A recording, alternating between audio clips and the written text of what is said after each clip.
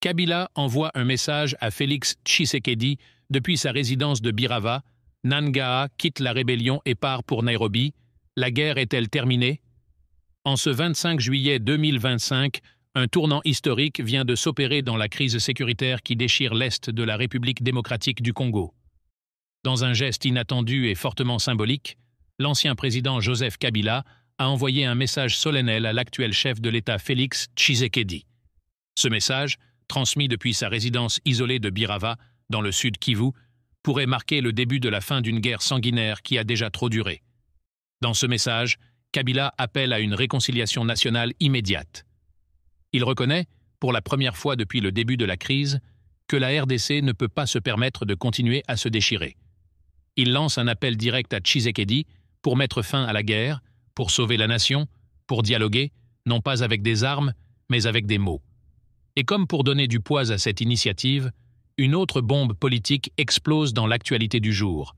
Corneille Nangaa, l'ancien président de la CENI, devenu figure de profond de la rébellion. Aux côtés du M23, vient de quitter le mouvement armé.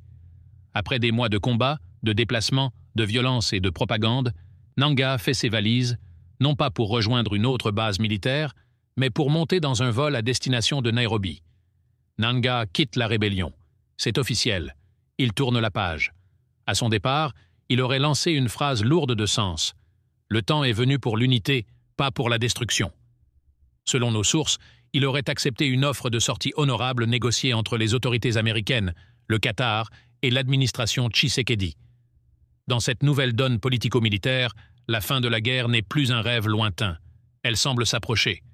Le M23, désormais privé de son visage politique, devient vulnérable. Paul Kagame, affaibli sur le plan international, fait face à une pression américaine sans précédent. Le message est clair. Le temps de la guerre est terminé. Celui de la reddition commence. Le départ de Nangaa pour Nairobi est symbolique.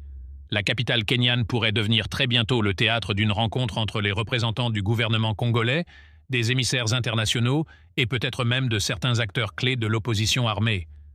Du côté de Birava, la pression monte. Les derniers fidèles de Joseph Kabila sont en train de réfléchir à une issue politique. Certains affirment même que l'ancien président envisage de livrer des informations clés aux autorités pour mettre un terme définitif à la collaboration entre certains groupes armés et des réseaux extérieurs. Et Félix Tshisekedi, depuis Kinshasa, salue ce qu'il appelle un geste de sagesse et de patriotisme.